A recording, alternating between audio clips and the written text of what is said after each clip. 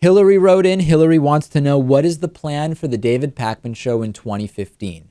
Earlier this week, I said we would talk about this on the Friday show, so let's do that. We have several ideas for 2015. Certainly, we want to keep expanding the platforms that we're on. So we are exploring, number one, the possibility of creating a Roku channel. This is something a lot of people have asked for.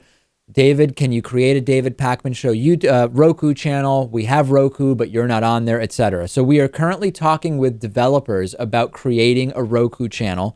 All of the logistics involved, you have to host the videos yourself. You have to build out the channel yourself, etc. So there are quite a few costs involved. We're seeing what it's going to cost. We may do a little fundraiser around it and do maybe a small Indiegogo campaign, or we may roll it into a broader Indiegogo campaign. We're also looking into a total redesign of the David Pakman Show website.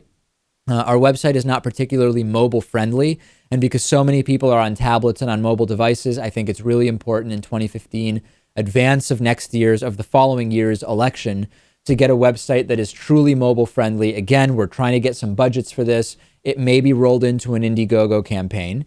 And we're also looking at expanding the types of interviews that we do. We've had a lot of success with some of the longer form interviews that either appear on the program in parts or sometimes go straight to our YouTube channel. They've done really well. So we're toying with the idea of how else could we integrate these longer interviews.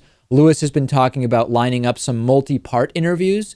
But at the same time, I think that there might be, in addition to that, for the broadcast show, there might be some other application for these standalone interviews that would be interesting, and we're looking at expanding that.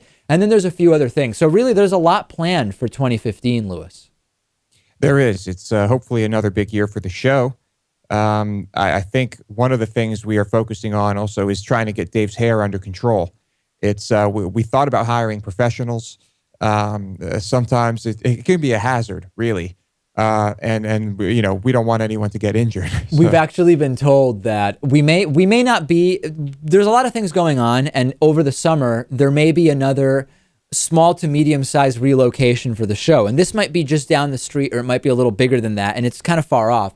But one of the contingencies is that the building we're in now, the insurance adjusters came through, and they are concerned that when my hair was really long last week before I got a haircut, that the premiums were all messed up. The actuaries were up in arms, Lewis, because they didn't think the risk assessment was being properly done based on my hair. Right. And, it's tough because you really need to do those assessments on a weekly or bi-weekly basis because of, how quickly, how volatile your hair really is. Honestly, when I went in to get my hair cut over the weekend, the guy who cuts my hair was stunned at what was happening with my hair. And I know Lewis jokes about my hair, but he was incredulous about what had taken place, because I think I went like 2.5 months without getting a haircut, and he just couldn't believe it. Yeah, it's truly shocking.